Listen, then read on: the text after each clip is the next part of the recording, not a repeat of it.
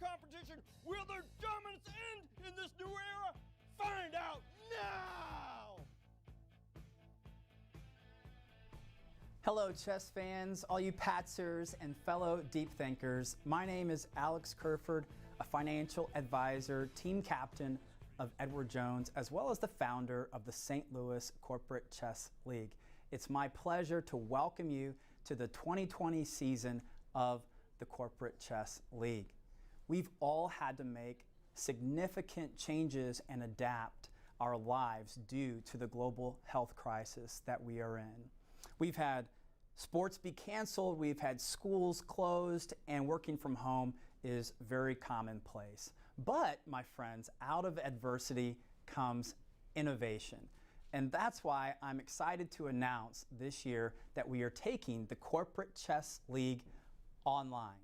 Now, more than ever, you have the opportunity to engage your team, engage your company, and strive for corporate glory. If you want to get your name on the square, then you had better be there. Team Edward Jones is ready and waiting, two-time defending champs. I'm excited this year to bring together companies, individuals in a safe way, and for us all to have a lot of fun. I want to give a sincere thank you to the St. Louis Chess Club, of course, the founders, Rex and Dr. Jeannie Sinkfield, as well as Joy and Lauren.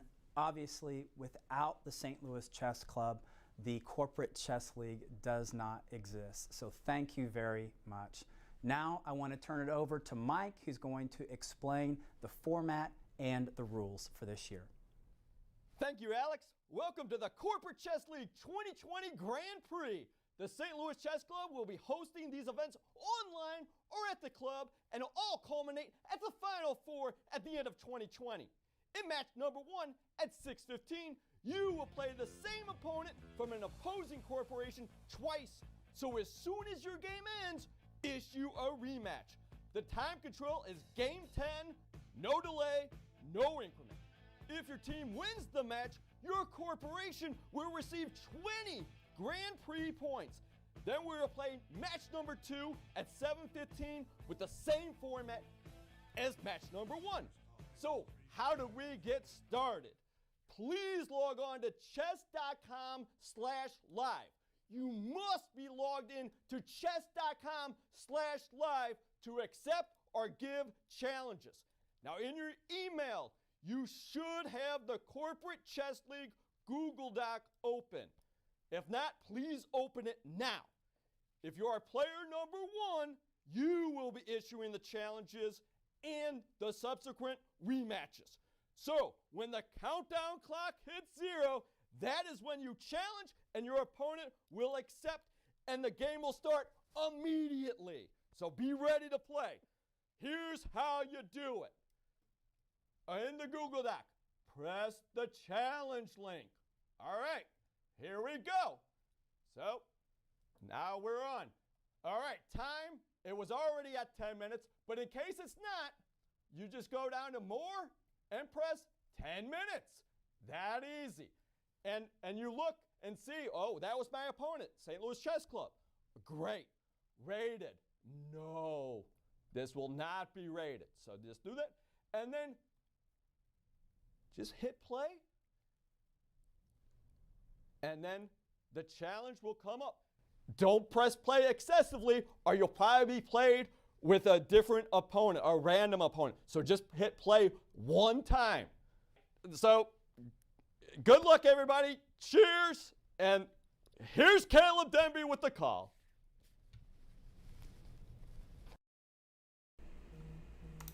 All right, everyone. Hello and welcome to our live coverage of the Corporate Chess League Virtual Edition.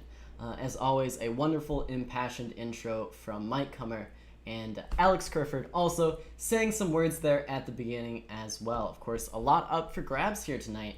I just wanted to walk you guys through that info one more time.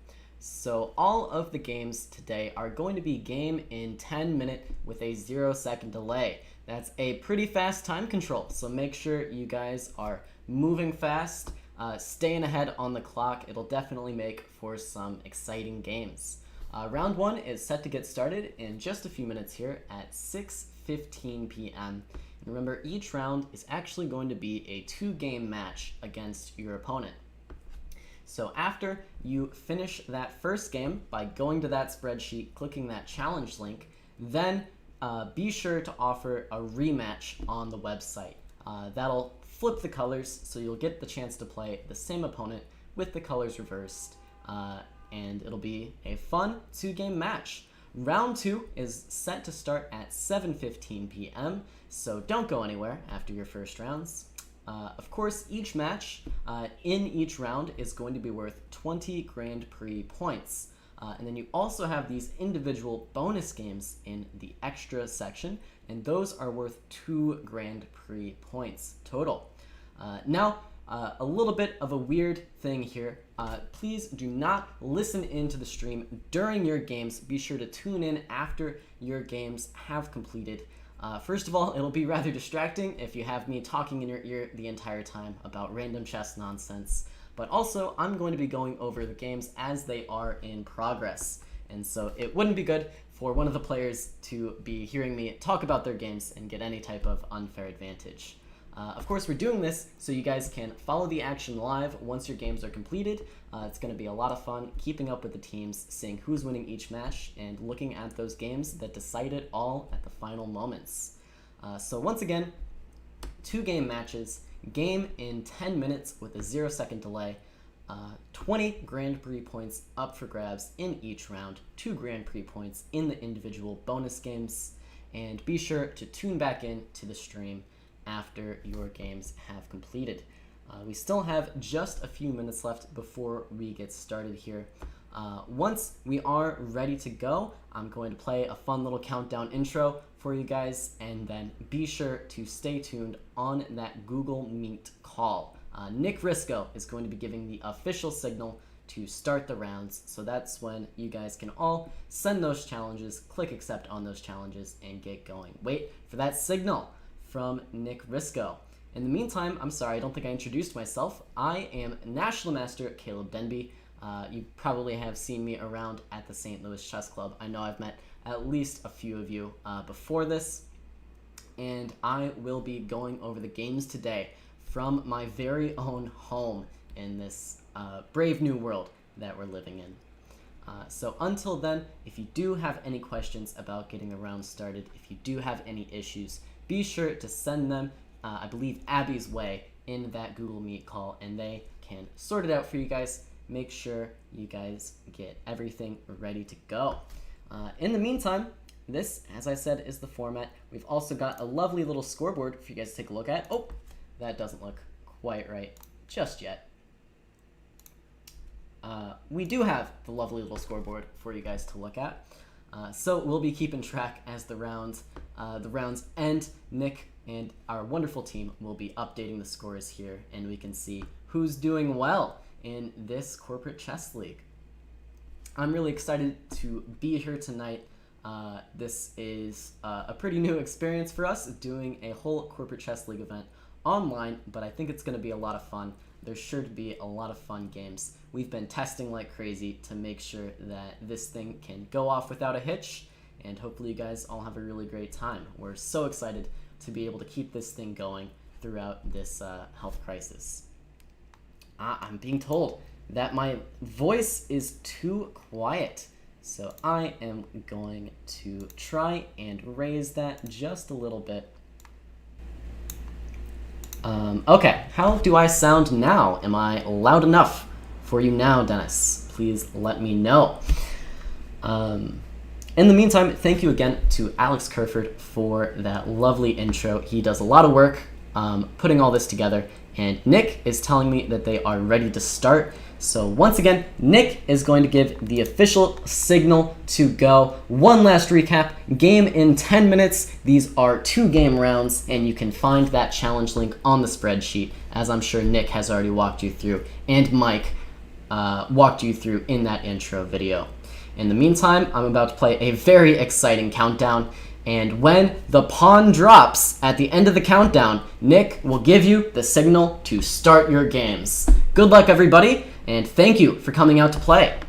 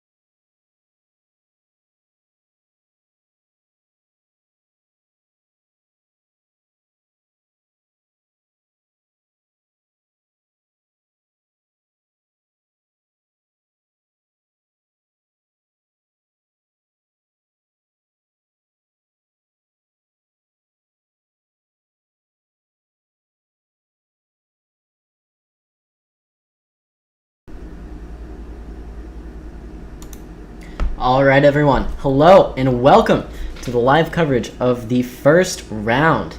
I'm not going to waste any time here. I think we have all of the games underway. The first game I wanted to take a look at here is in the match between David Chopin and Eagle Eye 222001. I don't know the real names of these players. Actually, no, I can check this. Yes, it looks like we have Matthew Angeli against, of course, David Chopin. And they are playing for Worldwide Technology and Bayer, respectively. So let's see how they're doing so far. This is the first match I really wanted to take a look at here. And by the looks of things, this is shaping up to be an interesting one. David seems to have a better structure. This b3, c4, and d5, these three pawns right here, all form a really nice wall, and they take away just a ton of central squares away from the black pieces. So David playing with the extra space here. That being said, though, black has found really good squares for his pieces, with both of these bishops really bearing down the entire queen side of the board. Powerful stuff from black as well.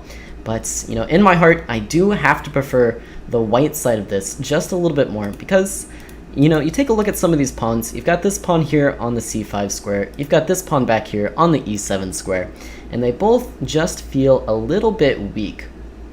It's pretty easy to imagine if a queen slides over to f2, a bishop back to e3, all of a sudden you're going to have a ton of pieces lined up against this c5 pawn. It might not be so easy to defend. Same with the e7 pawn, and now even with the h6 pawn as well. These three pawns, all pretty glaring weaknesses in the black position. So if Matthew, I guess, or Eagle Eye, isn't careful, he might drop one of these pawns just off the board, and that could be devastating for his position. But definitely shaping up to be interesting here. One thing he can't do is get too far down on the clock. He's already down to 2 minutes and 20 seconds, and David definitely staying ahead on the clock. That's going to be the decider in many of these close matches. It all comes down to who got there with more time. Why don't we do the rounds here? The next up in the Worldwide Technology match versus Bayer is Sweetman. Where is Sweetman? We've got him right up here.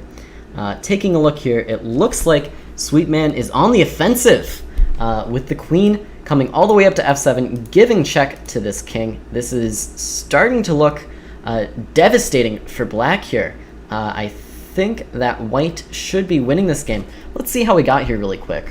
We had a queen's pawn opening, and d4, f4 is a pretty interesting way to get into a variation known as the stonewall attack. The idea of this opening is both of these pawns bear down on this e5 square, then white develops a knight out behind it as well. It's all about this square in this opening for white, and then he naturally develops his pieces behind his pawns, brings out this knight. And after queen e2, rook e8, we do see white actually break through on the e4 square. So this is something that black has to be careful of. If you don't push either of these center pawns 2 squares forward, then you do give up a lot of this central space to the opponent, kind of without a fight. So let's see how white made use of it. Looks like he pushed to e5. A great move here. Like I said, the point of his opening was to control this square, and then he occupies it with the pawn, taking even more space in the center. And now, this strong knight from f6 does have to move to the d5 square. And while it's not as though the knight is bad on the d5 square, it does defend some really key squares around the black king side. And without this knight, the black king might end up being a little bit weak. We saw the move knight e1 in the game. This move, of course, defends this pawn, which came under fire. It also clears the way for this queen to come out to h5. We see the queen come to e4 instead. This prompts g6. Once again, this knight needed to defend this square. Now black has to make another concession. The more pawns you move in front of your king, the weaker it's going to get. So this move does hurt black's position just a little bit. The queen retreats to f3. Its job on this diagonal is over with, so it comes on back.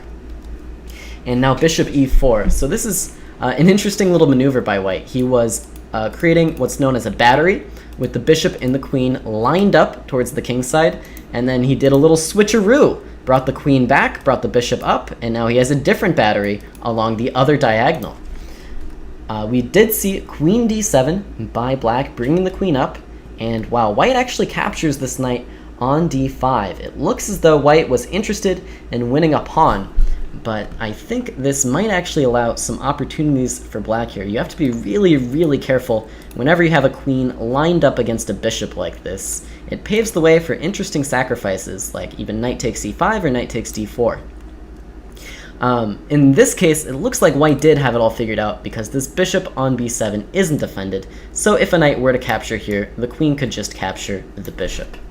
But okay, rook b8 does set up those threats now, and white, of course, maneuvers out of the way to make sure he avoids any complications. Now the queen came out to g4, we saw knight d to f3, and the queen retreats, the knight comes back out, and moving a little bit ahead, turns out black was actually the one who went on the offensive on the f3 square, and I think an opportunity might have been missed here just to capture this guy, when white would have to give up the rook for the bishop, which is an unfavorable trade. He still could have done it, but no, opts against it, and now with the queen attacked, it is just a little bit too late to take on f3. With the queen attacked, no time to capture back, and so white saves the rook. That being said though, black did still find rook takes e5, winning a pawn, but now queen c4, rook e4, and yeah, this f7 pawn was missed, and this is where we left off. Jumping forward a little bit, it looks as though we had a sacrifice. This is getting a little wild, and now white brings in more attackers, and at the end of the day, this move is just going to be checkmate for white. Sweetman arises on top of the complications here, scoring a win for Worldwide Technology. Let's jump now to the game of Wades here. We have Wades against Crosta PJ. All right, this one also in the same match between WWT and Bayer. Now Crosta has actually already defeated Wades in the first round, so Wades looking to stage a comeback here in order to win round 2 for his team, get the score back to level, and end up on the positive side of things. Okay, now bishop d6 has just been played, and at first glance, the first thing that sticks out to me is that white has one of these things and black does not. I tend to favor the side with the extra queen. It's move 13. How did the queen already get lost? Let's take a look here. Looks like we had a scotch, and black actually opted not to capture on d4. This is the normal move here, but I think d6 should be totally okay, this other pawn move that he played. Now we have a take, and knight takes, and now just bishop f4. So white develops the pieces rather calmly. This is not a bad way to play. Bishop f6, or sorry, just pawn to f6 now. And this is a move that can get you into trouble. Whenever you move this pawn, this diagonal in front of the queen just does become a little bit weaker and a little bit more susceptible to something like a queen coming all the way out here with some nasty checks at a later date. Let's see if that's what happened here. We just had the knight come to c3, the knight come to e7, the bishop comes out, bishop out to block the check. We have a castles, takes, now c6, and this pawn move, pawn to c6, does turn out to be the fatal mistake here.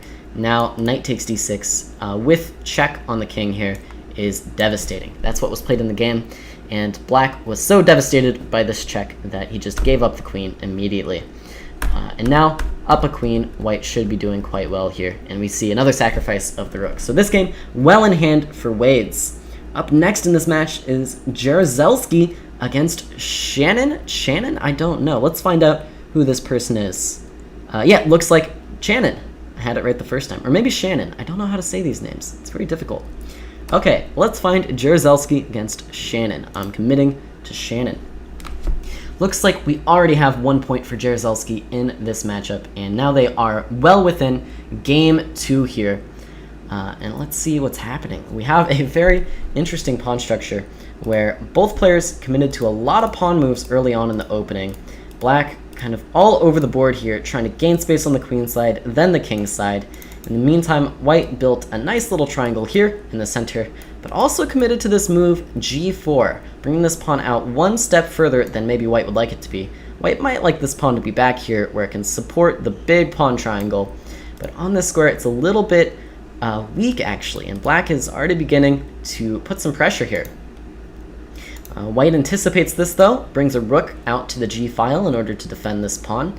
And yeah, black is just going for the maximum amount of tension in all these pawns. This is really not the total recommended way of playing the opening. Generally, players focus more on getting out these minor pieces before making quite so many pawn moves. But it looks as though while white is a little bit ahead in the development of these pieces, white also has some pieces still stuck on the back row, so it might not be too bad for black just yet, although I definitely would take the white pieces here. And we do see another pawn move now. If I'm either of these players, I'm definitely using this time to get my knights in the game, get this guy in the game, even bring this bishop out to this square if need be, out to g7. Just need to get the pieces going. Alright, we'll let those players stick to it now. Up next we have Spirik IK against, now this is just losing. Let's see if I can find this game for you guys. That one is right up here. And wow, this is down to the wire. We have a time scramble. Now this is just losing with 33 seconds. Spirik down to 17 seconds. It's going to come down to who can move the mouse faster. That's what's really fun about these online events, is you can start to play some moves really quickly using those computer mice. Of course, when we play chess over the board or in person, it does take us a little bit of extra time to move the pieces. But online, you know, the sky's kind of the limit. It looks as though now this is just losing does have enough of a time edge here, and Spirik does go down on the clock. Now these players do still have another rematch to play for here, so we'll see what they can do. That game really coming down to the wire. That was an exciting one. Let's see. Up next, we have Whedon 80, probably Whedon, against Vindy. Let's see if I can find this game as well. I have so many games pulled open. It's crazy. All right, Whedon 80 against Loner 20. And it looks like this game is just getting underway here. So Whedon with the white pieces against Loner 20 with the black pieces. And once again, we see another situation where the players are spending a lot of time moving the pawns. And one slightly confusing thing about beginner's chess that I've found is you often hear stronger chess players talk about pawn structure. You know, it's like they're obsessed with it. They don't want to get a bad pawn structure, they want to get a good pawn structure. So it can be a little bit tempting to try to move your pawns early on to, you know, get a favorable pawn structure. You know, it kind of seems logical that you would want to move the pawns, but that's not actually the case. Much more important is to get these minor pieces, we call them knights and bishops, off this back row and into the game before moving all the pawns. And because white did that a little bit better this game, we see white is now tactically just winning this rook on a8. It's trapped with nowhere to go, no way to save this piece. Black could go knight here and give up this knight, but it does look rather difficult for black already. Another lesson in piece development: need to get these pieces off the back row and into the game a little bit faster. All right, exciting stuff. That is all of the games in the WWT versus Bayer, Worldwide Technology against Bayer matchup. Let's check out Merritt against Doherty now. I love the name Doherty. I can pretend that I am Irish, even though I am born in Illinois. Okay, what game am I looking for here? Looking for Steve R19 probably against C-Cell. Let's see if I can find that one. I thought I just saw it, but it might have evaded me. It looks like this game is over by timeout. I do think the players need to offer a rematch here. And while that's getting underway, let's see what happened in this game. Looks like C-Cell did eventually win on time, by the way, I do want to mention. And we had an English, and this is a pretty interesting opening by white. Usually, you know, we do see E4 and D4 at the slightly lower levels, but C-Cell knows what he's doing. Opts for the English defense, where he controls the central square slightly from the side using all of these pieces and this pawn out here on c4. Of course, this pawn. And now with this move e3, he brings this knight in to e2, and after that, he's already controlling this square, and now he opts to control this square as well using these two pieces. Oh, and this just in, we have another game underway. So that one disappeared from me, but I've got it back now. So pawn up to d4 was played, and we do see some trades, and now pawn to d5. So wow, this is a really interesting move. It's very combative. It takes away this square from the knight. This knight has to move now, but it does block in this bishop on g2 here, this fianchettoed bishop, as we call it. So with this bishop a little bit stuck behind its own pawns, the upside, this knight has to move out of the way. The downside, this guy might be a little bit stuck later in the game. Let's see how it turned out for him. b3, okay. We see both players getting their pieces into the game, bringing the rooks towards the middle, and now the key break for black is moving this pawn forward to b5. It's all about breaking down this strong structure that white has constructed of these pawns. And so with b5, he's coordinating with the knight, with the pawn, and the rook, all hitting this square right here. Unfortunately, white can capture on b5 and does win a pawn in this exchange, but still a pretty good idea to free the pieces a little bit. But after rook c5, we saw the knight come back, and then yeah, black did miss a tactic here with knight g4. Oh, and their rematch is underway, so I think that game is gone. I was just about to say pawn to b4, and white wins a piece which was played in the game. So C-Cell off to an early lead in this match. They're playing their second round now. Up next in the Merits versus Doherty match, we have Red Rookie against Swiek. I'm gonna go with Swiek. Where is Red Rookie at? Hopefully I can find this game as well. Maybe I can't. I think I might just have a little too many games open here, this one off my screen. So we'll skip that one for now. On to the next one, we have I Am Rounder. I know I saw a game of I Am Rounders somewhere down here. Looks like his games are actually totally complete already. He defeated his opponent, JX Sun Sellers. I guess that's Jason Sellers with an X, 2-0.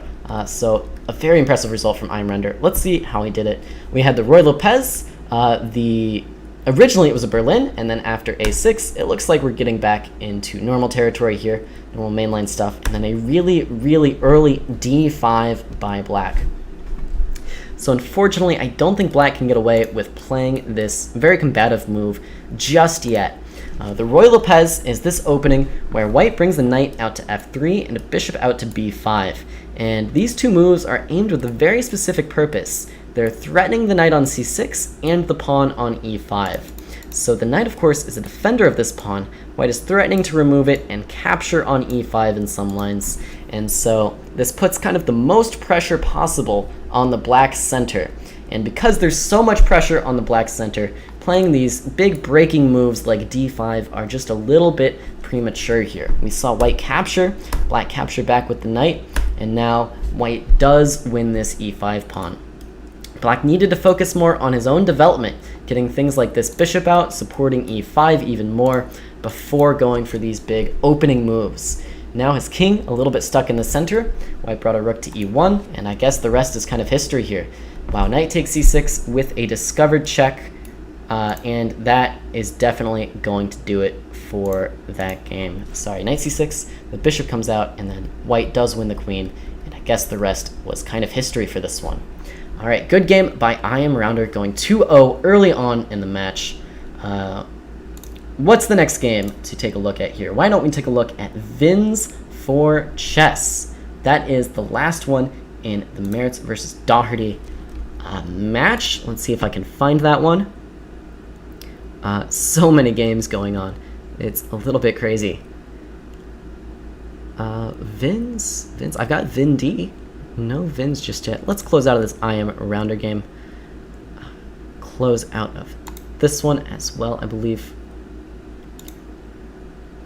See if I can find some more finished games. Alright. I do see Red Rookie now. That was one I was looking for a little bit ago. Let's see how Red Rookie was doing. It looks like Red Rookie and Swiek have actually split their score, going 1-1. I think that's the first split we've seen so far. And this opening, Swiek went for a pretty interesting, pretty conservative setup by white. And this is kind of what we call a system. So white is playing a kind of system where he's going to play moves like this almost no matter what black is doing. So it's a little bit more conservative because it doesn't challenge for the most space.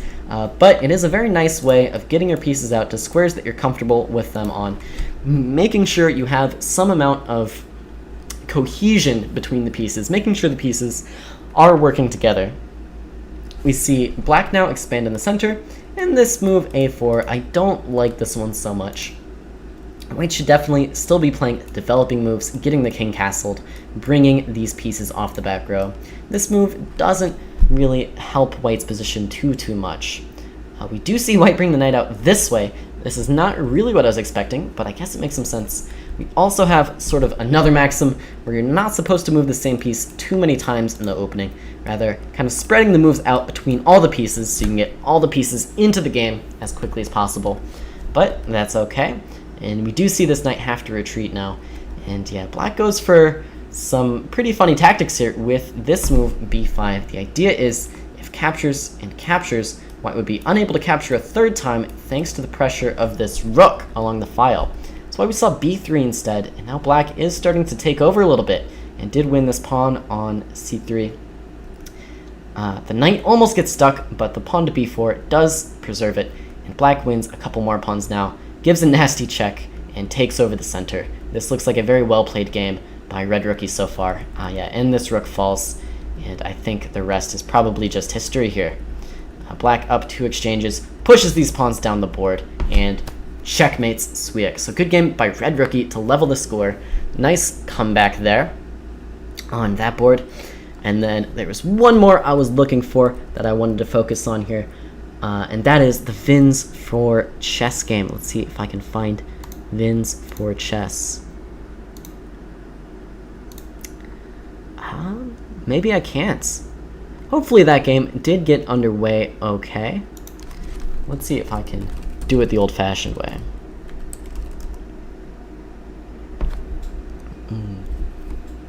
Yeah, not seeing that game, but those were all of the other games between the 2 matches I was going to focus on for the first round. That is the Worldwide Technology match against Bayer and the Merits match against Doherty. And kind of at the midway point of the round now, we do see Worldwide Technology taking a little bit of an early lead. The score there is 4-3 right now. We also see Merits going up just a point, just a single point, over Doherty as well. These are some close matches so far. A little bit further down, we do see Edward Jones, I believe, taking an early lead, although it is not totally clear what the result was in most of those games just yet. Why don't we check back in with David Chopin. I hope we can find this one again. Yeah, so back to the top here with David Chopin. Let's keep an eye on this game until it concludes. I'm really interested to see how this top board between Worldwide Technology and Bayer turns out here. We have Rook D1 by Eagle Eye, aka Matthew. And this seems to be a funny situation where both sides are dealing with some back rank checkmating threats. White is preserving the back rank with this rook for now. Black, of course, has the option to bring the knight back to f8 to avoid any back rank mates, as they're known. These are checkmates where the king is attacked from the side along the back rank and cannot advance due to its own pieces. But both sides have it under control for a while. There's a really unique tactic here where black could have actually captured this b2 pawn, I believe, for free in the previous position. It is a fairly unusual tactic there. But the point is, if white recaptures the queen, then black could take this rook with checkmate. So a missed opportunity by David, but a really, really fun tactic there. Instead, he just retreats the rook back to c8, keeping an eye on his own back rank, taking a more defensive posture. Now, after bishop g3, white gives himself what's known as Luft, a German word, or a flight square if you don't speak German. It's basically just a square for the king to run up to. Now, if it does get attacked from this back row, it will be able to escape out through the h2 square. Now black probably could do something similar, just play this move pawn to h6, give his own king a square. It's a simple improving move. Honestly, this position is looking fairly level, but it is a 10-minute game without increment, so draws are going to be a rare occurrence. Usually what happens in these positions is the players keep making moves until somebody loses on time, and we do see some more moves coming in now. David still not making this flight square for his king, playing with fire a little bit, and now we do see him bring this pawn out to h5. So now these back rank mates are no more. The king can escape, and black has taken control of the C file. White has taken control of the D file. Should be fairly level. Even number of pawns, even number of material. Knight versus bishop. Maybe you can argue that the bishop will be a little bit better here due to its long-range capabilities on a wide-open chessboard. But I expect, this one to turn out to be a draw. Okay, let's see how some other key matchups are going. We do still have... No, wait, Sweetman has officially split his score against McNish JM. McNish JM? Let me see what this is. John McKnowles. Got it. John McKnowles has split with Sweetman. I'm sticking with Sweetman for Sweetman because that's a really cool name. We also have Wade's splitting his score against Krasta 1-1. Let's see how Jaruzelski is getting along against Shannon. I think we had a really interesting first round, and wow, Jaruzelski has won his match 2-0. We do see another classic lawnmower checkmate, I like to call it. When you mow a lawn, you do always have, these lines going back and forth on your lawn. Kind of the same way with these rooks. You do have these rooks working together, drawing these lines all the way across the checkerboard and checkmating the black king. Of course, in this game, black could have blocked and held on for one more turn with bishop d8, but then the move queen h8 would really finish the deal here. In the game, I think Shannon just lost on time. Okay, on to the next one. We also have Spirik, I guess, against, now this is just losing. We did see Spirik unfortunately go down on time in a really close match in game 1. Game 2 still in progress here. Let's view it from the white piece's perspective.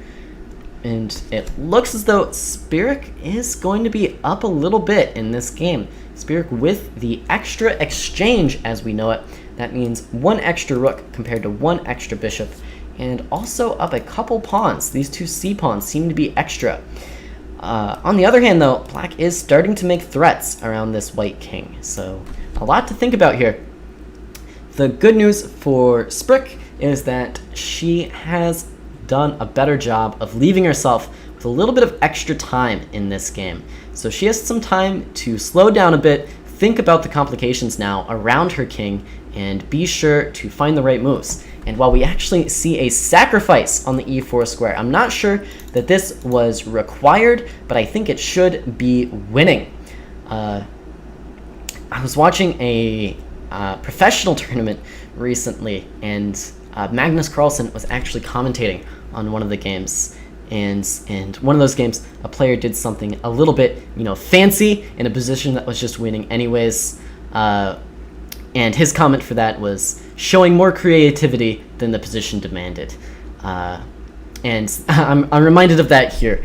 Creatively sacrificing the rook for the bishop, taking away its control of the c6 square. It's creative, it probably does win, but it is risking a bit much, in my opinion.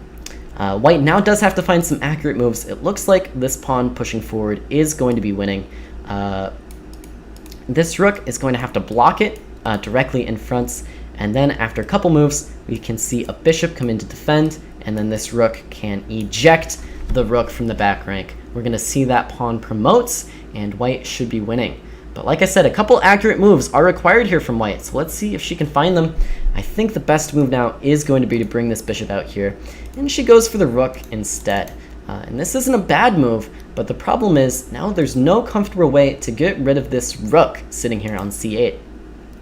Of course, the downside to the bishops is their inability to switch colors, right? This guy's always stuck on the dark squares. And because he's stuck on the dark squares, he can never really impact this rook sitting on a light square here on c8. That means no matter how hard this bishop tries, it can't get rid of this rook. That's why we needed the bishop to defend the pawn, so we could use our rook, which can influence both colors, to come to d8 and attack this rook and get it out of the way for our pawn. That being said, Spirik still with a winning position here, up almost 2 full minutes on the clock. Fully expect her to end up winning this game. Yeah, black isn't quite sure what to do, does come to h5, and now she does seem to have found the winning idea with bishop here, and I wonder if this rook will follow up with rook to d8. And she has found it now. And now there's no doubt in my mind, with the extra rook at the very least, white is going to win this game. So why don't we keep moving along here? I believe that more or less this is the final game in the Worldwide Technology versus Bayer match. And with a win here, Sprick will secure the win for Worldwide Technology. It all actually comes down to this game. If Bayer were to hold this game to a draw, if now this is just losing, could miraculously draw this game, then the match would be tied. However, Sprick up a queen, definitely looking like she's going to win this game. It all comes down to this, everybody. Sprick needs to be able to win here, needs to not fall for any stalemating traps or anything of that kind. And wow, she has found the checkmate. Deadly accuracy here at the end. No chance for black to stalemate. And with this win, Sprick has secured the victory for Worldwide Technology by, I think, a single point. Worldwide Technology winning by a single point over Bayer. What a close match. That was exciting stuff. Checking back in on the Merits versus Doherty match, it all comes down to how Steve R did against C-Cell 0603, and that game is still in progress. C-Cell up 1-0 to the moment. It looks as though Merits has already secured the victory here, but why don't we round this match out?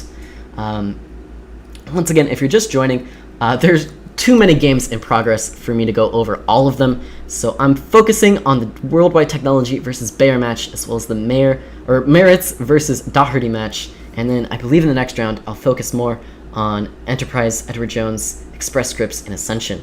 Hopefully I can have this this flexibility. I'm gonna do my best here to keep up with everything. Alright, so what's going on in this game? Well, looks like C-Cell's going to be up a full rook here. So with a win here, C-Cell would go to a perfect 2-0 on the Knights. Not a bad result at all. Unfortunately, I think C-Cell's team, Doherty, has already lost this match, with I Am Rounder and Vins for Chess both going with a perfect score in this first round for Merits. And now we see rook to c3. This knight is now pinned to the king, unable to legally move. White going to be bringing this rook to d1 to defend the knight, but now pawns start dropping on the queen's side here as well. This rook can capture the pawn on b3, and this is fairly smooth sailing now for C-Cell. Okay, who else do we have?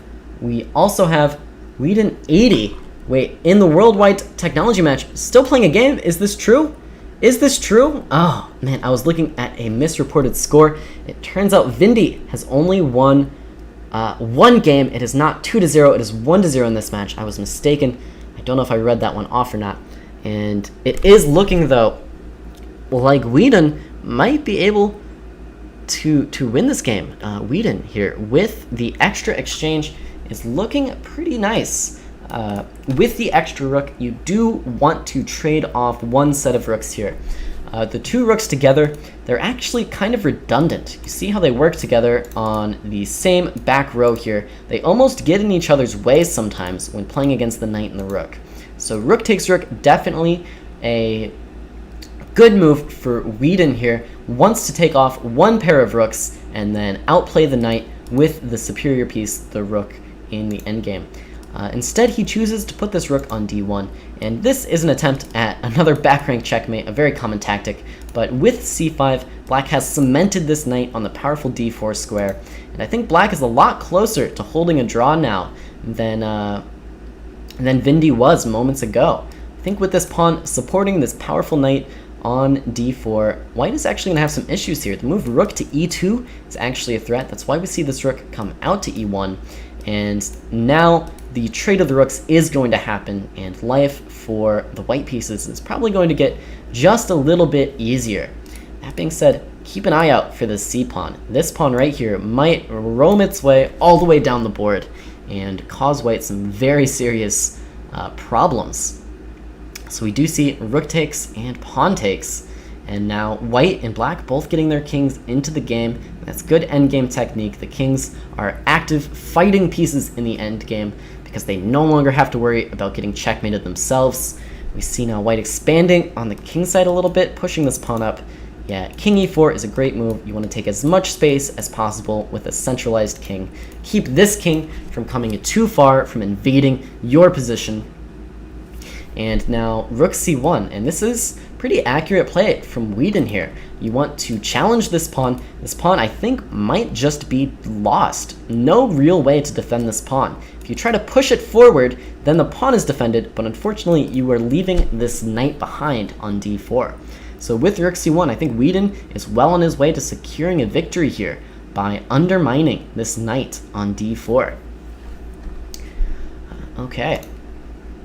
So with a victory, Whedon will level the score against Vindy, and with a 1-1 there, then I believe Worldwide Technology is winning the match by a full 3 points? 2 points? I believe 3 points. Oh, and Vindy actually down to 17 seconds on the clock. I did not even notice. I was so caught up with looking at the position, I forgot to check the clocks. And as usual, the clocks are going to be fatal in this position. You absolutely must leave yourself enough time for these complicated endgames, or else you risk just running out of time at the critical moment.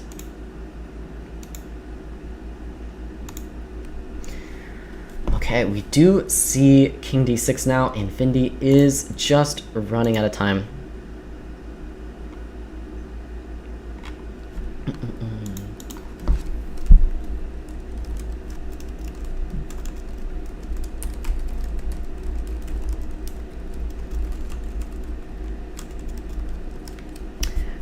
And we do see Whedon 80 winning this game, splitting the match with Vindy, and to my knowledge, that has concluded the first round. I think all of the games and all of the rematches have actually wrapped up here. This was the last game that I saw in progress. Vindy eventually taking this a2 pawn, but falling on the clock.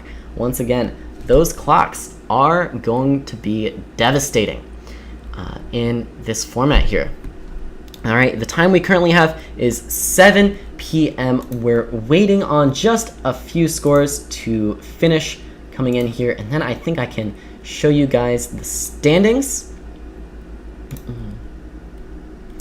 And after the standings, we are going to take another quick break here while our wonderful TD squad, tech squad, whatever you want to call them, they help you guys get set up for round 2. For the moment, just to recap here, the scores are still being tallied. I don't want to say anything before my time, but it does look like Ascension has defeated Express Scripts in their round. We also have Edward Jones, it looks like, edging out Enterprise in their big match. We also have Merits, I believe, defeating Doherty, despite an excellent showing by C-Cell on board 1. Merits does end up with that victory, I believe. And then from here, I think that's the end of the round. Frank Tan's game, I believe I do have this ability. I'm sorry. So once again, I probably didn't get to everyone's game here. The way I was doing it is I focused on the Worldwide Technology versus Bayer match and the Merits versus Doherty match. And in the next round, I'm going to be trying to focus more on those other 4 teams that I didn't quite get to in this first round. But special request for Frank Tan. Let's check it out here. He had the black pieces, and it looks like he defeated his opponent 2-0, an impressive showing. Board 2 for Ascension is Frank Tan against N. Burdick from Express Scripts. All right, taking a look here, we had e4, d5, the Scandinavian defense, not the most popular these days, but a very solid opening to be sure. We do see black go for queen takes the main line, knight c3, and queen out to a5. Sometimes you'll see some really funny business where this queen comes all the way back to d8, and lately these days, sometimes they've been putting this queen on d6, but queen a5, I believe it's safe to call the main line. We have knight f3, knight f6, both sides getting developed. This bishop comes out to g4. This is pretty par for the course for the Scandi. Sometimes you'll even see this queen switch sides, once again coming all the way out to h5. Kingside castles by whites, e6 and c6 now for black, and queen back to c7. Okay, So bishop d2, of course, lining up some threats against this queen. So the queen back to c7. This is the point of c6, I believe. Black takes a slightly more conservative approach in the center, not going for super amounts of space, but he gives all of his pieces homes, right? They all have squares to go to, and that's the important thing in the opening. Knight out to d4 now offers a trade of bishops. Black chooses to accept here, and now bishop d6. And this is some classic Scandinavian pressure. With this bishop on g4 that is now traded off, it forced this knight off the f3 square. And with this knight missing, a critical defender is sort of missing from the king's side. And Black now applies pressure to this weak h2 point, and it looks like Black did not respond, or White did not respond. So after queen c1, Black does break through on h2 and retreats this bishop post-haste, making sure it doesn't get trapped with any move like g3. Professional stuff. Now bishop f4 is offering some trades, and I believe rightly so. This is starting to look a little bit scary for White, so taking off some pieces is pretty sensible. If I was the White player here, I might even consider playing queen f4 just because my king feels so weak. But knight g3 instead, and now h5, and this is kind of the march of doom for White here. If this pawn continues up the board, takes on g2, this rook, sorry, I keep hovering over something, this rook coming into the game in tandem with the queen is going to be enough for checkmate. We did see a trade of knights, and then the queen has to move out of the way. And now knight f6 does offer up another trade. Oh, and my game disappeared. Why did my game disappear? It looks like these players started a little bit early. Let me pull up Frank Tan's previous game. Hopefully I can do this. Or maybe it's just gone forever. Tell you what, I'll find a way. But I assume the way this game ended was Frank marched on the king's side and did manage to deliver checkmate. Alright. Having to pull up this game the old-fashioned way here. Alright. Let me sneak this one in here with a quick update. And did this ruin everything? It did, ever so slightly. So I will just quickly show it then with the slightly skewed view, and let's see how it ended. We did see this trade. These knights came off, queen up, knight out to f6. There was a trade, and now yes, this march of doom that I spoke of, the pawn coming all the way up the board, and after pawn g3, queen f3 is check and mate. A really fun attacking game from Frank here, showing you the power of the Scandi, this early activated queen, and then really instructive stuff with this h-pawn marching up the board to deliver checkmate in the end. Really enjoyable game there by Frank. Okay, back to it here. Wow, my thing is just going absolutely crazy. But I do believe that concludes round one. Let's take a look. I think the standings aren't quite ready, so we'll give them just a moment to tally those up, and then when they're ready, I'll send you guys back over to Nick Risco in the call, and he will get you started for round two, making sure everything runs smoothly. Until then, we are killing some time here. Why don't we see if we can find some other interesting games to look at? Maybe there are some special requests. Maybe there aren't. I may never know. In the meantime, it looks as though I do have this Jaruzelski game still pulled up, the Swiat game pulled up, but we already saw those two. I already saw these two. Pretty interesting symmetry here. White, winning this game with the rooks on Black's back rank, and Black winning this game with the rooks on White's first two ranks. A pretty common checkmate here. It just goes to show.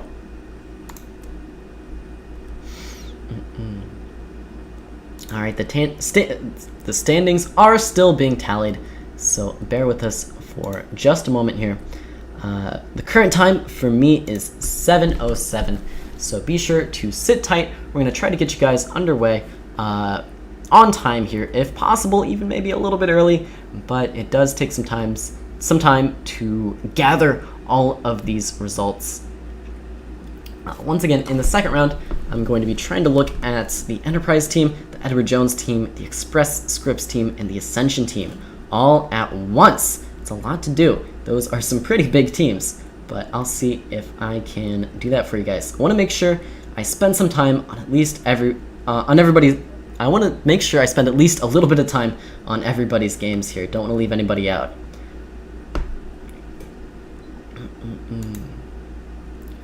Alright, taking a look tentatively, it does seem as though Edward Jones, Express Scripts, and Worldwide Technology are sort of leading the pack here with the most points.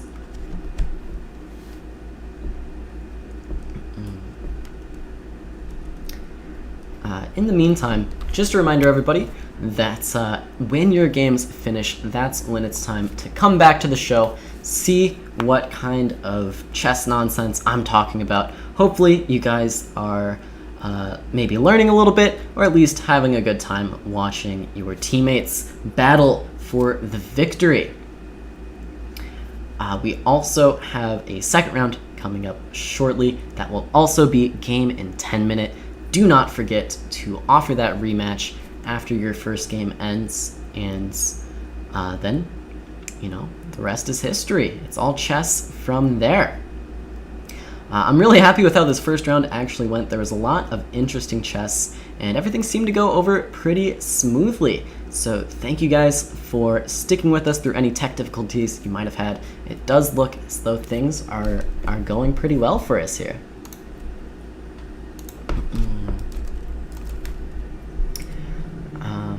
Okay. Looking at these scores, I think I can officially confirm that Worldwide Technology has won their match against Bayer. Worldwide Technology winning by not the largest of margins. It looks like they won by 3 points with just one of these games being drawn, I think. I think there was one drawn game in the entire match, and the rest were decisive results. Really fun stuff. Against Merritt's and Doherty, it looks as though C-Cell won 2 points for the Doherty team. Red Rookie and Swick split their score 1-1. I Am Rounder against Jason Sellers managed to go 2-0, and Vins for Chess also going 2-0 for Merritt's. Does give Merritt's the victory in that match. The Enterprise against Edward Jones match does still seem to be getting tallied here, so give us a moment on that one. Express Scripts against Ascension. We do have a split on board one between Kay Muni and Dave Anators. We had Frank Tan going 2-0 against N. Burdick, and that second game by Frank Tan, of course, the one we just looked at, a really fun one in the Scandinavian, where Frank delivered a checkmate, running that H-pawn up the board. We had Sean M. Sims going 1-1 with Maurice GP. We had Neil ESI against S. Gilmore 999. S. Gilmore going 2-0 against Neil for Ascension. And A. Werner against Ogav, and they split their score as well. So 3 split scores out of 5 games, or out of 5 matches rather, between Express Scripts and Ascension. But Ascension does take the victory with 2 positive results in their 5 mini matches. So that one going Ascension's way. And this Enterprise versus Edward Jones, it's anyone's game here. I think these are still being tallied. Don't want to rush our team at all. They're making sure they get it all accurate before I tell you guys. But it is looking good for Edward Jones tentatively here.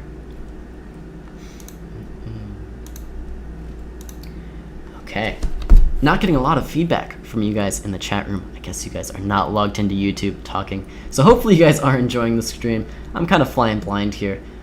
If you do have anything you want to see on the show, you can communicate that in the YouTube chat. I am taking a look at that. Or go ahead and pass it on to our team in that Google Meet chat or call, and I'll do my best to help you guys out. That team is trying to communicate with me a little bit as we go here, so can make some changes on the fly. Listening in, glad to hear it, Joe. But yeah, so just waiting for these scores to get tallied. Oh, I appreciate it, you guys. I appreciate it. Just want to make sure that I'm not leaving you guys out in the cold.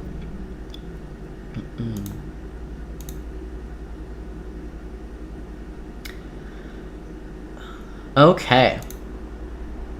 So let's take a look at the round 2 pairings, actually. It looks like we have Ascension against Merits, Enterprise squaring off against Worldwide Technology, Edward Jones against Bayer, and Express Scripts against Doherty.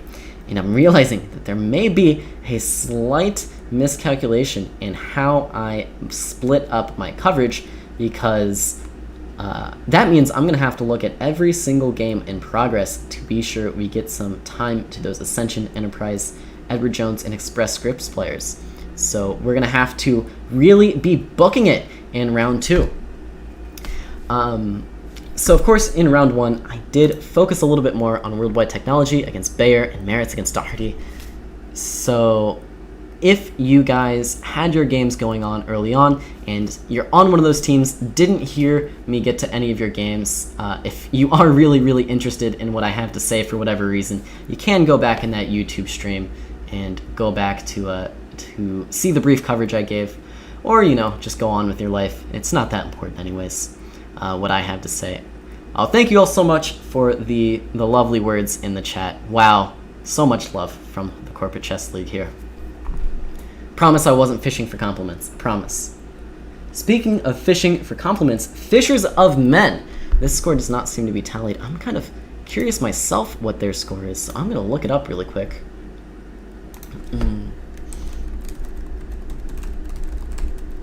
Fishers of Men. It's an interesting username by Stephen Evans here. Looks like Fishers of Men actually did go 2-0. Is this true? Is this live? I think no. Fishers of Men scoring actually 1/2 out of 2 against Knock on Wood.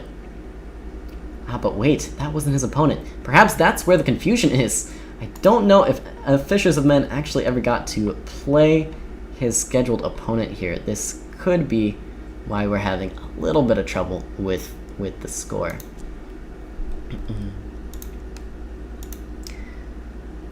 Standings are ready to go. I am hearing tentatively.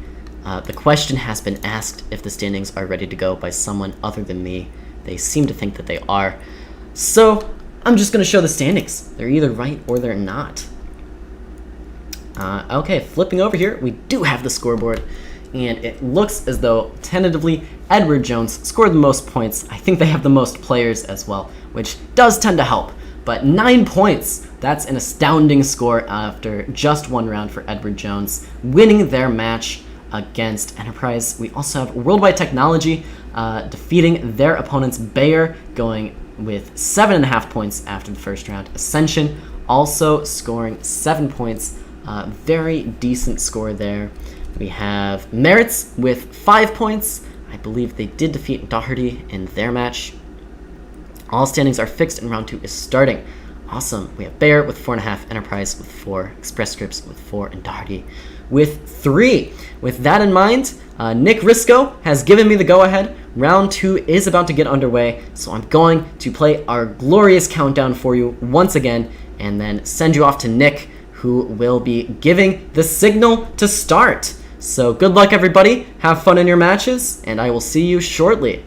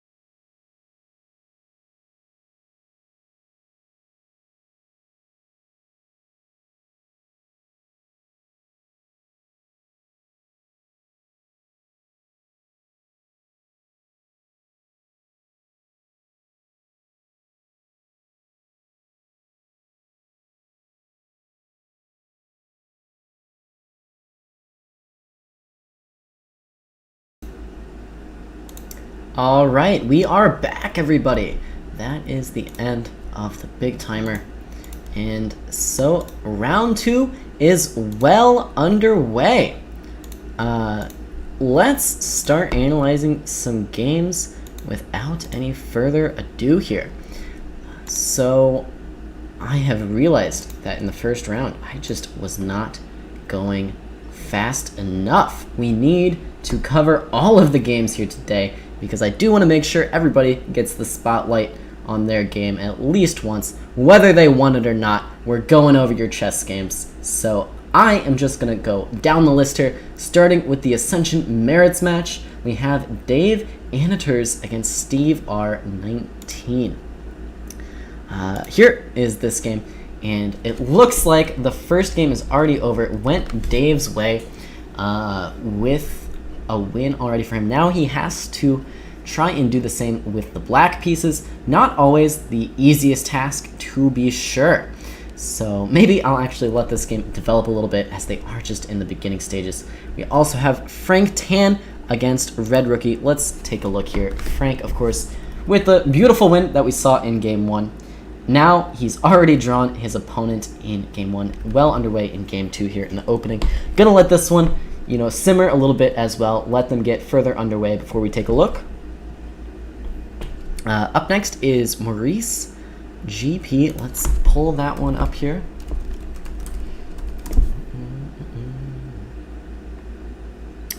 Yeah, and here it is. I'm Rounder against Maurice GP. Looks like this one is still in the early stages as well. That's kind of crazy. Some of the rounds in the early stages of the rematch, this one in the early stages of round number 1. There is a bit of a rating mismatch according to chess.com here, although that can be rather deceptive. A lot of these players, fairly new to internet chess, haven't had the time to kind of grind out the rapid games that it takes to get an accurate rating. So maybe I Am Rounder a little bit underrated. We did see him go 2-0 in the first round. We'll see if he can repeat that here against Maurice GP, who is rated 1500 on this website. Very impressive stuff. As for what's going on in the game, we had a open Sicilian, meaning open because white breaks in the center with the pawn move. We see these two pawns get traded off, and so the game is going to be a little bit more open. Oh, I just punched the microphone. A little bit more open. And when I say open, I mean open diagonals, open files. With the trading off of pawns, the position always becomes more open. Now we see pretty natural development from both sides. This is just the classical open Sicilian here. Queen d2, and now e5 by black eventually. This move after the move a6 is designed to force this knight to come back a little bit, back to the b3 square. We do see it. And now we have the standard plans being played in this position. White's light squared bishop seems to have disappeared off the board after this move knight g4. White may come to regret that later. That bishop is sometimes important to guard the c4 square. Be on the lookout for a knight trying to appear on c4, maybe knight a5 to this square. And without this light squared bishop, that square can fall to black's control, and knights are really powerful on that square. In the meantime though, white expanding on the king side now, castled queen side. That makes for an exciting game where white can kind of go all out on this side of the board, just shoving these pawns forward, trying to open up files and get at the enemy king. Interesting stuff by Rounder so far. We'll see how this one goes for him. I'm not sure if I can endorse this position with the lack of the light squared bishop, and be on the lookout now. There's some tactics here. Queen takes bishop, I think, is already going to be a losing move if white were to play this. If white takes this bishop with the queen, then knight b4 is a triple fork, attacking the queen, attacking this pawn on a2, attacking this pawn on c2 in tandem with the queen. There would be no way to defend all three of these threats, and okay, we do see pawn takes then from white instead. This is a much better move, does not allow this knight to b4 because the queen does guard. So well done by I Am Rounder, spotting the tactics there. Moving on, let's check out S. Gilmore's game. Do I have S. Gilmore's game up here? I do, against Vince for chess. looks like S. Gilmore did manage to win in the first round already. We have another Sicilian. The Sicilian really making the rounds here today. Of course, the Sicilian occurring after 1 e4 when black responds with 1 c5. In this case, though, we have a knight c3 Sicilian. Now, just a 2 knights, and white does eventually transpose to the more open stuff by playing d4. White could potentially consider going pawn to d3, playing the closed Sicilian, but with d4, these pawns getting traded once again, the open Sicilian.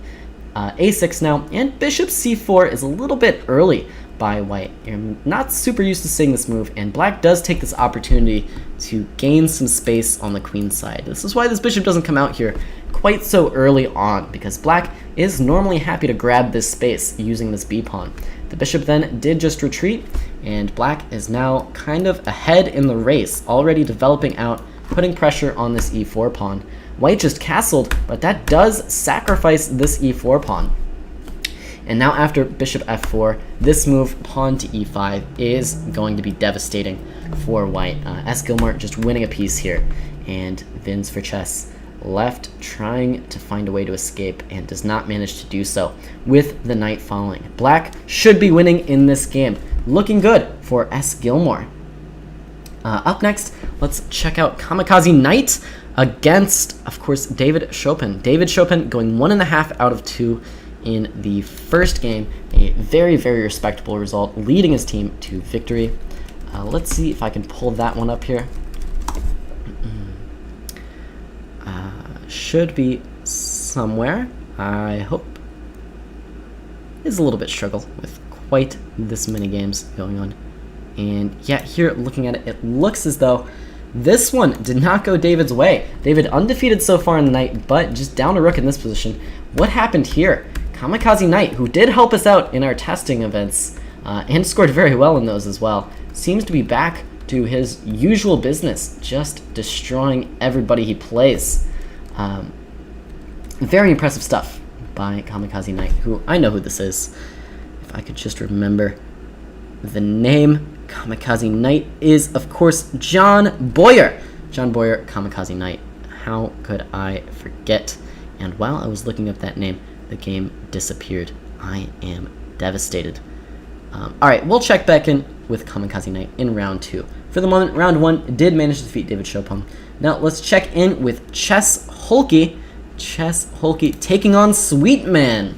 Chess Holkey 1-0 so far. And of course, Chess Holkey is representing Enterprise and is Tim Neesham. Okay, Tim Neesham with the white pieces here. And what seems to be a fairly good position. Let's see how we got here. Looks like it was a Sicilian. White goes for this interesting line where he fianchettos this bishop on the king side. Very often in Sicilians, white has a difficult time choosing where to place this bishop. So by fianchettoing it early, this bishop is sure to have a home. And against e6, it does make some more sense because it's combating black for this d5 square. Now, knight c6, d3, and we go for the closed systems. Of course, closed meaning these two pawns don't get traded, so files and diagonals stay a bit more closed. In positions like these, look for white to expand with the move f4 eventually. We see bishop f4, takes, rook e1, threatening to push to e5, knight e5, not allowing it to happen. Knight bd2, castles. Now we did see takes on e5, and b3. b3's, I guess it's just to defend this b2 pawn. Fair enough, it's a good solidifying move. It's guarding this c4, perhaps overprotecting it from any pawn breaks black might be considering, but it does feel a little bit slow. Knight f3 now, and I really would have liked to see white going for it, expanding, getting more space with the move f4. But knight f3, not a bad move either, and now white expands on the queen side further with a4, and now just gets this queen into play. Really simple, solid chess by both players here. I think they're playing a pretty good game. This is one of those games where it's tough to point out huge critical mistakes for either player. They're both just playing natural moves that keep the game going, and that's exactly what you need for these 10-minute games. You can't spend all your time on every turn trying to find the most critical line, the most critical moves. You just need to play good chess moves at a reasonable pace, staying even on the clock, making sure you don't go down on time. That being said, h6 now drives this queen away. bishop out to e6, and we do now finally see this pawn to f4. This is the key break for white in these positions. And now after takes and takes, I don't think black should have taken this pawn, because now with this capture, it does open up the way for this pawn to move out to e5. And with this pawn moving, that suddenly opens the door to a monster bishop sitting here on g2. This fianchettoed bishop just controls the entire chessboard on the longest diagonal available, and white will definitely be looking to play e5, open this guy up, and play with the powerful bishop. In the game, c4 was played, and white actually goes for f5. I think in this case, the move e5 really did stick out to me a little bit more. f5, though, not bad. And notably, this doesn't shut the door on e5 forever. White can definitely still play for it, and he does so with the move d4. We have takes and takes, rook over to c8, and white just contests this file with rook c1, and king h1 steps out of this pin. We have takes and takes, rook over to c8, rook over to a1 now, and b4, h3, and we have caught up with the players here. So I think this has been a very well played game by both players so far. Like I said, both players not trying to go crazy, just playing normal, developing moves, improving moves to improve their position. Black now makes an aggressive claim with this rook, attacking this b3 pawn, attacking h3, and white is definitely going to be under a little bit of pressure now. Black trying to claim that maybe you pushed these guys a little bit too far, left some weaknesses behind, but Tim, not perturbed by this development, continues with his plan, plays e5, once again opens up this monster bishop, is daring black to take on e5 when this queen would be open up as well. All of the lines opening up now for white. It's looking like this one is going Tim's way. Notably, there may be a tactic with bringing this pawn out to f6 when all of a sudden this dark squared structure for black just kind of crumbles. And yeah, I'm sorry, after takes, there's just a much simpler tactic in the position. This queen attacks this bishop, this pawn attacks this knight. Now I do believe Tim is just going to be up a piece as this game nears its end. So looking good for Chess Hulky here. All right, why don't we check back in? We have Big Daddy Jazz up next. Why don't we take a look at Big Daddy Jazz's game? Always fun. Looks like, unfortunately, while I do like the name Big Daddy Jazz, the chess games did not go his way, with Wade's taking him down in this one. Wade's going for this type of Scotch gambit, usual business against the Philidor. I guess it's not really a gambit, just expanding in the center quickly. We saw an early take on e5, opening up this queen's file very, very early on. Now bishop c4 is a checkmating threat. Knight f6 defends. Of course, the threat to the f7 pawn has been relieved. Now castles, bishop out to d6. And both sides develop their pieces pretty naturally. Looks okay for both sides so far. Rook over to d1. And then this move a6. So I'm not going to complain about a6 here. a6 is a move that you will sometimes hear me complain about, but it makes sense here to stop this knight from being an annoyance. The knight comes to d5 instead, and now h6 is hoping to break these pins. And we do see black trying to break free now, using these queenside pawns to grab space and slowly but surely evict the white pieces from the position. And now all of a sudden, white's spatial advantage is starting to disappear. With that in mind though, this pressure on the d-file does look rather intimidating. And after queen e7, we did see takes, and now fortunately this move would have been forced to keep the bishop defended with the queen, but black did not play it. It looks as though white went up the bishop and went on to win this game using that extra piece. And oh wow, a fun checkmate to end it off by Wade's. This king nowhere to go. White does not bother to recapture the rook, just delivering the checkmate instead. Good stuff. Impressive game by Wade's. All right, on to the next one. We have Eritrean Godfather against Jaruzelski.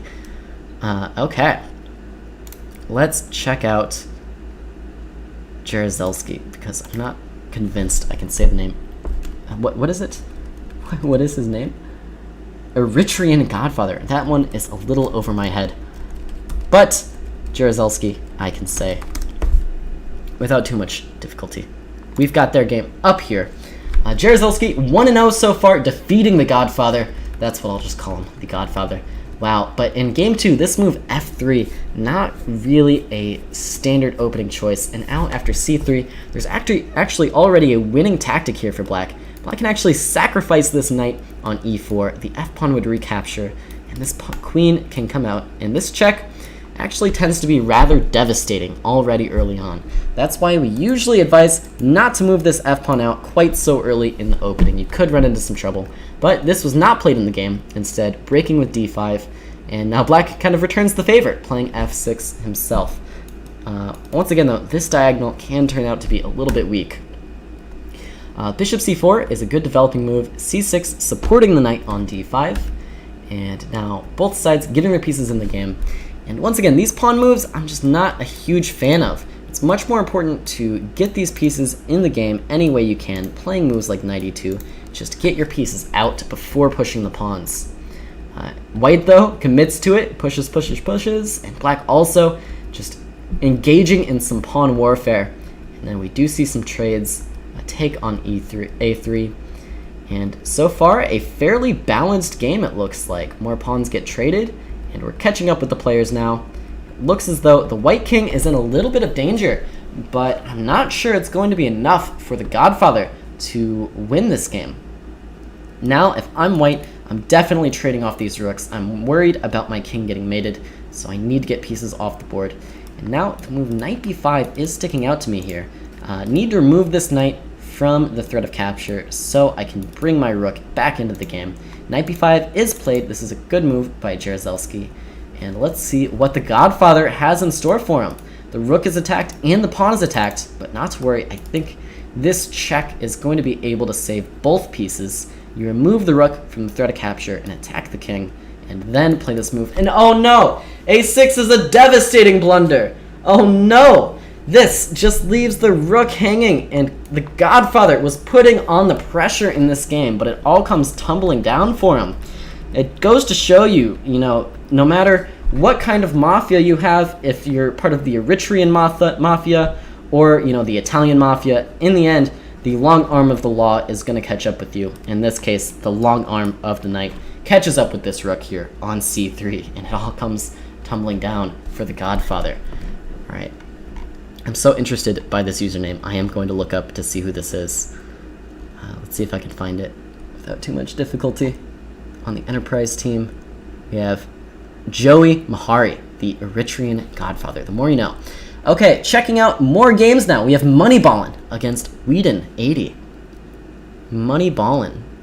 Let's see if I can find Moneyballin's game. Always a fun time.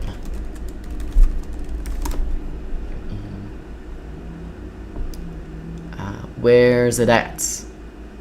Where's it at here? Already looked at this game. Already looked at this game, I believe. Not sure I can find Moneyballin, actually. We'll give Moneyballin some time. Maybe re-examine that one. In the meantime, that is those first couple matches taken care of. Why don't we check back in on Davinators and Frank Titan? We skipped over those games rather quickly.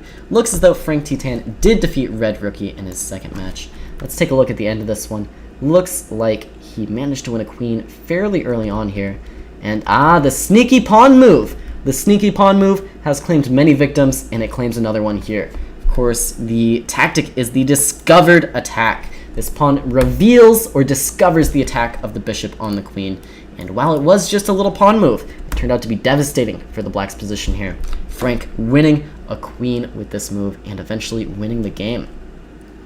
Back to Davinators. Let's see how he did. He did actually manage to defeat Steve R in the second game as well.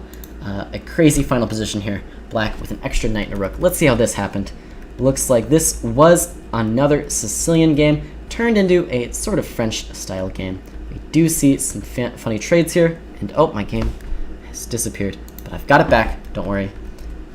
Let's look from Davinator's perspective because he won the game. Oh my goodness. As games start, I believe they just kind of take over my computer. So gonna have to go fast to make sure we get this one. And after h6, I think this is a bit of a trap by black, leaving the knight hanging because the queen is stuck guarding this rook on a1. White doesn't fall for it though, and then black does move the knight. And now queen d4, and unfortunately, this rook did end up falling anyways. So white evades the trap the first time, but then does move the queen anyways, and that's how Davinators scored that win there. Okay, did we see Maurice GP? I feel like we did. Let's move on down now to Knock on Wood. Knock on Wood helped us with a little bit of testing before this got started anyways. So let's see how he's doing here. Looks like he's up against Eagle Eye. Up against Eagle Eye, who we may remember from the first round. Knock on Wood now. JD is playing with the black pieces here. He did manage to win in round 1. Looking at this position, it does seem like he's down the exchange. Let's see how we got here. We had a queen's pawn game. Looks like white is playing a sort of London system type deal, but rather than c3, he does eventually advance with c4, a slightly more combative try than the traditional London, taking control of the d5 square. Black defends with bringing the pawn out, and yeah, natural development by both sides, and then the c5 move by white. This is one that you'll see sometimes. It's not always the best idea to grab all of this space, but it can be a powerful weapon if your opponent's unprepared, taking away so much extra space. b4 is called for to defend this pawn. Now h6, generally you do see the black player expand even further on the queen side. You have to battle back for this extra space as soon as possible. So you need to play moves like a5 here, just challenging all of these pawns as quickly as you can. And then even moves like e5 to challenge this pawn are commonplace as well. Gotta fight back for that space as soon as possible. h6 just seems a little too timid. Now after bishop here, we do see this rook on c8 getting corralled, and white going up the exchange. Now in present day, white is still up that exchange and is battling, trying to convert this into a full point. We'll see if Eagle Eye can manage to convert this game in this second round here. Of course, falling in the first match to JD, aka Knock on Wood, but hoping to fight back, score a win for his team here. Okay, we'll leave him to it. Now, Alex Kerford. How have we not seen any of Alex's games yet? I'm willing to bet his games are actually already over. I think that guy plays pretty quickly. Let's see where he's at. Looks like his games are already over. Let's clear out some stuff here that I've already taken a look at. I found Moneyballin here. It looks like this did not go so well for Moneyballin, making some early mistakes. Although this position seems good for him. Rook takes a7, knight e5. Wow, he actually won the exchange, but lost this game somehow. Let's see how it happened. Oh no, bishop e3. Okay, this all seems pretty okay so far. Check, check. Oh, he was so close to checkmating too, and then the pieces just started dropping. Oh, one after the other. Oh no, takes, the knight falls, the rook falls, and from there, black is just winning now. Disastrous game by Moneyballin. He was doing well for quite a period of time, and then under the pressure of the clock maybe, did just end up falling to Whedon again. Whedon with a impressive score so far. Okay, where's Alex Kerford? I'm looking for a game by Alex Kerford. I'm not finding it yet. We're really looking here. Alright, maybe I'm just not finding. We'll have to look for Alex's game afterwards. I think probably his games are already over. Looking at the scoreboard here, it does look like he already went 2-0. Is that also the case for King Taker? Was I just too slow to get to these games? Looks like I was, in fact, just a little bit too slow to get to those games. We also have Vishal Bharadwaj. That's a difficult name for me to say. Vishal, let's see if his games are still in progress. Up against Shannon. That's a little bit easier for me to spell. Well, it looks like those games are over as well. The players with a quick round here in round 2 didn't quite get to all of them.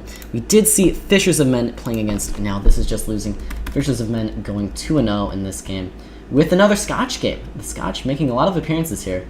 And we did see some early development. White with a better pawn structure after we did see these pawns get doubled here. Bishop back. Conservative stuff now. Keeping those bishops on squares where they can stay safe but still impact the board. Now the rook comes up, and yeah, rook to the 7th just looks devastating here. As he takes, or bishop b4, and now e6, and this pawn is zooming to victory here. This move is check, so it takes back more checks, and now white actually just up 2 pieces, did manage to convert this game with the 2 pieces.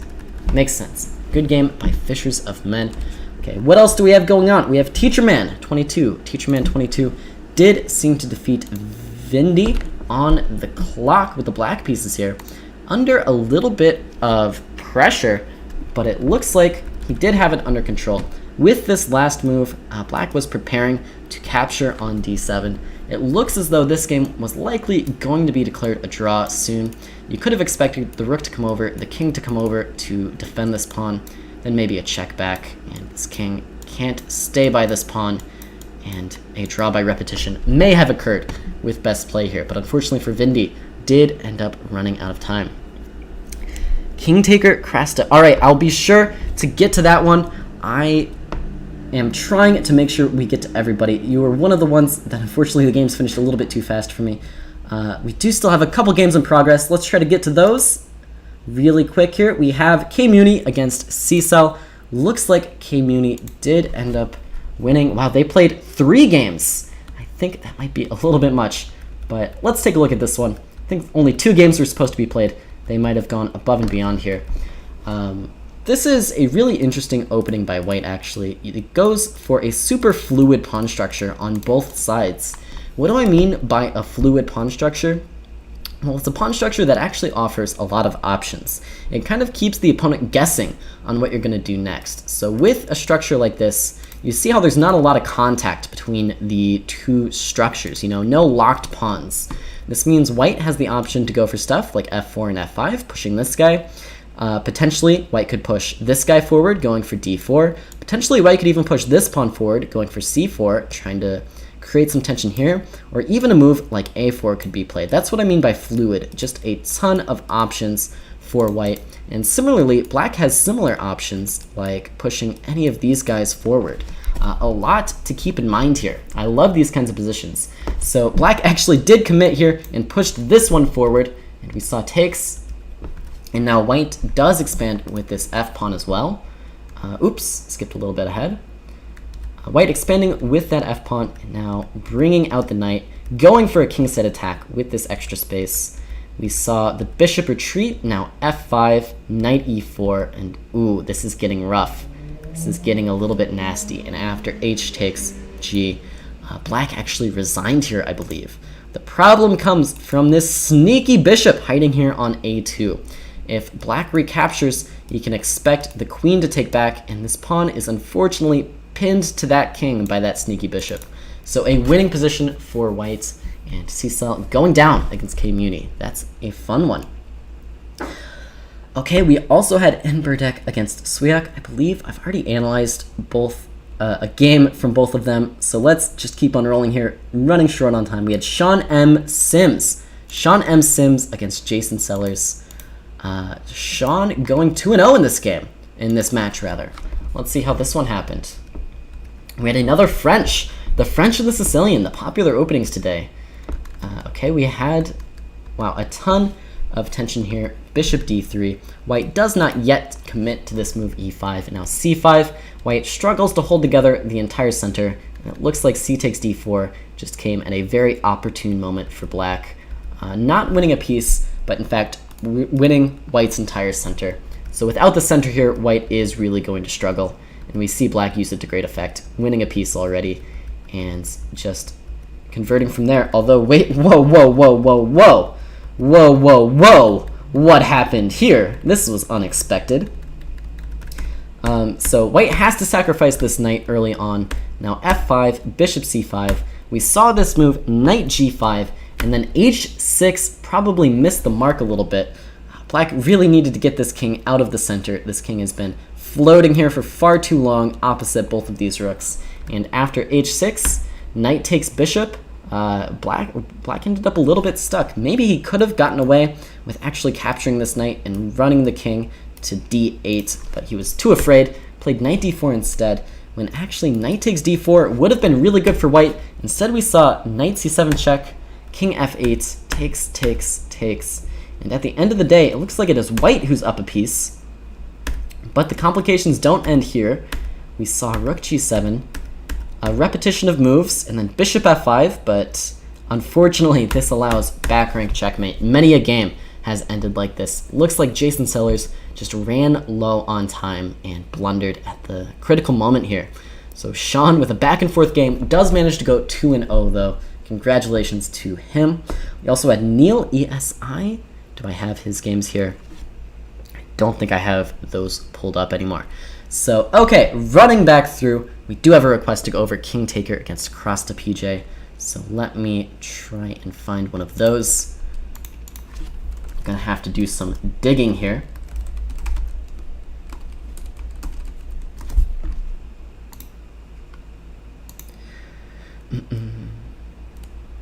All right, Nick says he's going to have to add match points after round 2 results are in. I don't know where he's going to add those, but I wish him the best of luck. All right, we do have a game here. It's going to mess up the stream just a little bit, but we will make do. Looks like we just need to shrink this guy down just a little bit and pull this guy out to here. All right. Working on the fly here. So we had cross to PJ with the white pieces in this case. So let's take a look. Crossed out with the white pieces, e4, e6, bishop c4. So already this is a little bit of an unorthodox opening here. With e6, black is very much making a claim to this d5 square in the center.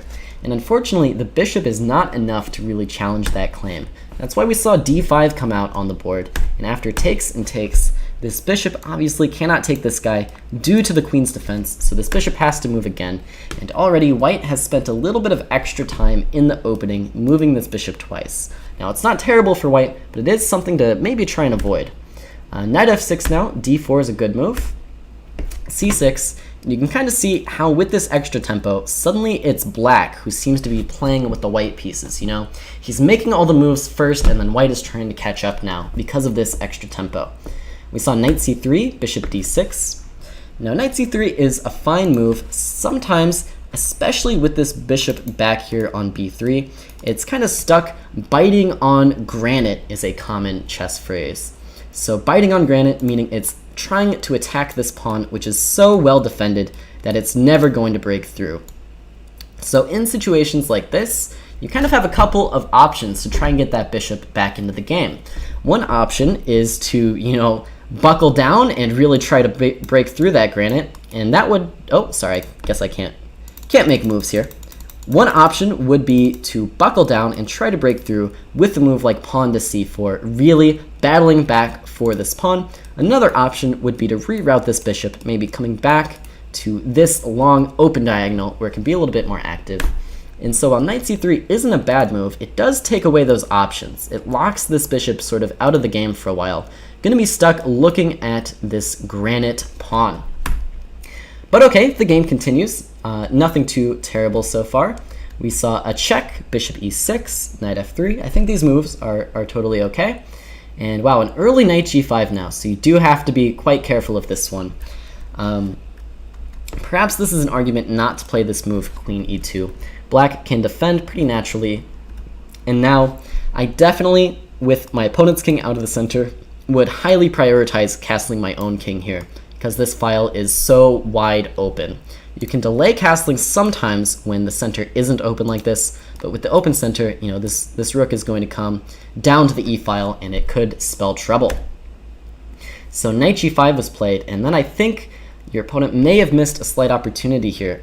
Could have tried to play a move like bishop g4, and with bishop g4, if your queen moves out of the way, suddenly moves like rook e8 check could become a little bit awkward. Rook e8 first though, and this does allow you to get castled, and now I think you are kind of out of the woods here. h6, you go ahead and capture this bishop. I do think this is going to be a favorable trade. When you take off a bishop for a knight, you're left with what's known as an unopposed bishop. There's no bishop to kind of fight for squares with this one. And unopposed bishops can actually be really, really powerful things. Now, unfortunately, like I said, this one is a little bit stuck here, but I would even want to play a move like knight d1 here, just to move this c-pawn out of the way, bring this bishop back to c2, and have it really dominate this long diagonal. Instead, we see bishop d2, and just a sacrifice on d5. So this piece sack, probably not going to be good enough. I understand the frustration here with this bishop being locked out of the game, but the piece sack, not the way to go. I would have rather seen a move like knight d1, and even if knight e4, you just move this guy, play this pawn up to c3, bring this bishop back to the long diagonal. We see a piece sack though, and now it does seem like the game is well in hand for black here. The game continues with g4 and g5, it looks like, but this is just a little bit of over creativity, perhaps, if I could use a word that doesn't exist. When you're down a piece like this, it is good to try and create really, really complex positions, make things more complicated, even if they're super risky. But g4 and g5, I do think might just be a little bit too much here. We see g5 on the board, and after takes, you're kind of tempting black into taking on e1, but he just plays knight f6 instead, and I think this is a fine move. Now, after queen f5, you do end up losing this guy on e1, and this looks like the end of the game. So the key mistakes here are this kind of piece sacrifice born out of frustration. This is what probably lost the game, but before then, this move knight c3, this very natural looking move, actually caused you some real consternation, and it probably led to you eventually sacrificing on d5. Move like c3 or even c4 with the idea of bringing this bishop back would have been nice to see. Okay, I think the games are ending. Why don't I pull up one or two more games? We didn't ever get to see a game from Alex Kerford. Definitely want to check one of those out. And I think we also didn't see a game from Vishal. So Alex and Vishal definitely on my list here. Gonna try and find them. You're welcome. You're welcome. It's always a pleasure. And if I'm going to be doing this, I guess I should put in a little bit more effort here. Go ahead and try and totally fix my layout. It is just a slightly different size on chess.com when you do go to an analysis board rather than live chess. That's why we're struggling just a little bit. Oh, okay.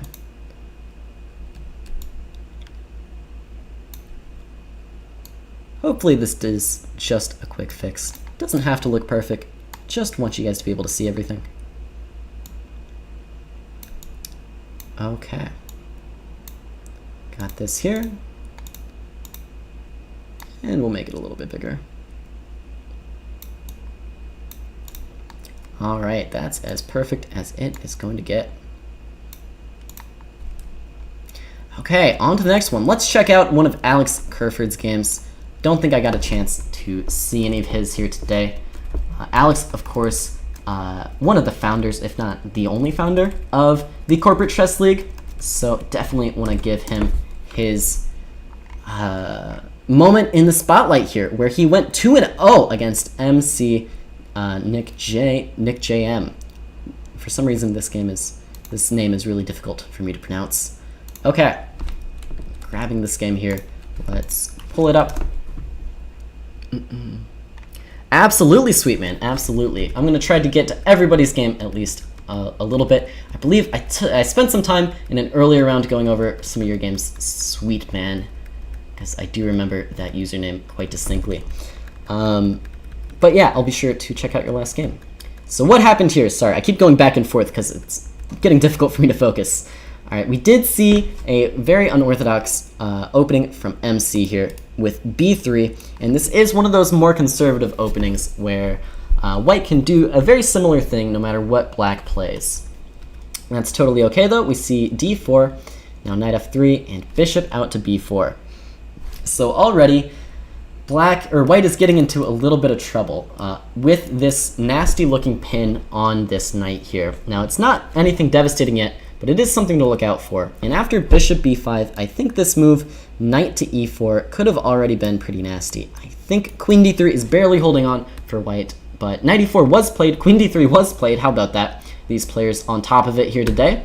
And then we did just see some trades, and eventually queen a5. So this move is threatening to capture this bishop, also putting some pressure on the bishop on b5. We did just see a capture here, and now after knight takes, Alex just continues to bully these white pieces around and takes on c2, proving that this queen is a little bit overworked between guarding the knight and guarding the bishop. So king f1 has to be played. Well, actually, I think rather, no, yeah, this move is check. Sorry. So this move wins for a number of reasons, and Alex does pick up this rook, and I assume managed to go on to win the game. So yeah, some slight mistakes here from white a little bit early on. The problem is he just made some loose pieces, right? This knight attacked once, defended once. That makes it a loose piece. If you add just one more attacker to this knight, then it's already going to be in danger. And with bishop here, this piece is also already becoming loose because it may look like it has a defender, but that's a fake defender because this knight is pinned. And so Alex making use of the loose pieces and the uncastled king, and does manage to win with a nice tactic here. All right, let's check out Sweetman's game now, if I can find it.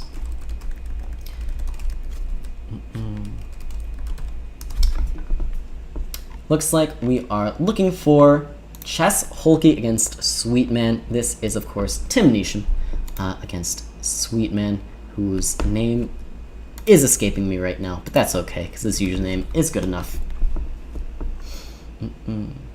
Looks like this one went well. All right, taking a look here, we had another Sicilian with an early e6, e6, a6, and knight c6. And Tim does go for the more closed Sicilian positions with the fianchettoed bishop and an early d3. Once again, look for white to be expanding on the king side in this game and black to be expanding on the queen side here. White wants that king side space with this strong fianchettoed bishop. Black, in the meantime, has already made a claim on the queen side and will look to expand even further. We had queen c7 in this case, castles, knight out to f6, an early bishop f4 challenges this queen, bishop d6 takes, rook e1, knight e5, and wait a second, I remember this game. I saw this. I saw all of this so far. The queen came back to c7. We saw, I was certain that Tim was going to win this game. We saw f4 and now c4, but yeah, f5 came on the board, d4, and it looks as though that after takes and takes, I was just saying that I did like white's position after this move e5. I thought up to this point both players had played really natural chess, really good chess. The one move I wanted to comment on, Sweetman, was you did capture this pawn on f4, and I think this may have been kind of a critical mistake here. With this pawn on e4, sorry, let me go back, slightly unintentional here. With this pawn on e4, if I can catch back up, this guy right here, this bishop is really stuck behind its own pawns. It's worse than the biting on granite we saw in that other game because you can never capture your own pawn. So as long as this guy remains here, this bishop is going to suffer a little bit. And by taking on f4, you start to give white some ideas of pushing this guy forward when all of a sudden this bishop is going to become a monster on the long diagonal. So I would definitely try and avoid taking on f4 unless you have something to gain from it pretty immediately. In the game, it didn't go so well as e5 for your opponent did end up being more or less a winning move, attacking this knight and breaking through, opening up this bishop, opening up this queen. And after takes, we had bishop c6. White did capture the extra piece, but from here, it looks like you battled back. Queen f2, and this does hang the h3 pawn. And just when I left your game, you went crazy with all of the white pieces hanging. It looks like Tim probably should have recaptured this either with the king or maybe even with the knight could be considered. After this, it does get a little bit awkward. Maybe the move knight f3 was required here. But from there, it looks like you did well. Yeah, rook takes h3. You did just pick up this knight, saving your own rook. There was a check, king up to h7. And now you're just up a couple pawns. And wow, with this check, you pick up the queen as well. And that is going to do the match. What a comeback by Sweetman. I had written this game off. I saw, the piece drop, and I said, that's it. Tim's got this one. But Sweetman battling back does take out Tim, aka Chess Holkey, in this game. All right, there's one more that I absolutely want to get to. That is the game of Vishal I can't say his name. Vishal. We'll stick with Vishal because I don't think I've seen any of Vishal's games yet today. So give him a moment of fun and then maybe check out the standings.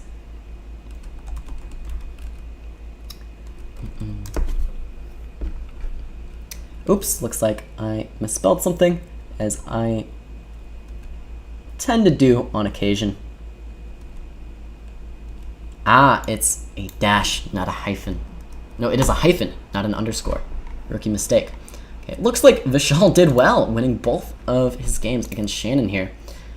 Checking in, we've got this game here by Vishal with the black pieces against Shannon. Wow, Vishal, a high-rated player.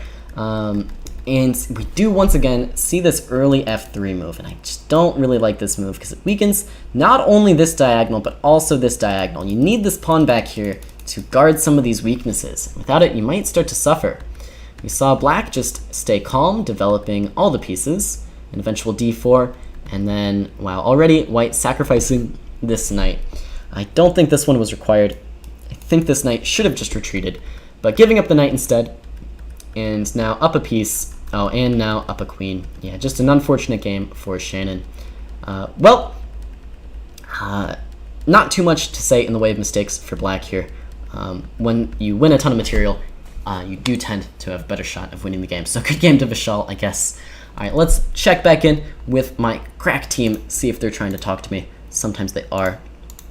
It looks like the standings are already sitting there ready for me. Let's flip on over, see what we've got, and boy, oh boy, are those some standings. Over here, we've got the scoreboard. It is Edward Jones coming in with the most points at 63 total board points. That is how many points they scored overall from all of the matches. We also have Ascension with 56.5, actually in a tie with Worldwide Technology. That's kind of crazy that they would tie exactly at 56.5. Well done to both of those teams. Well deserved. We have Express Scripts with 33, Merits with 25.5, Enterprise with 9, Bayer with 4.5, and Doherty with 4. Thank you guys all so much for playing. Oops, shouldn't have clicked on that.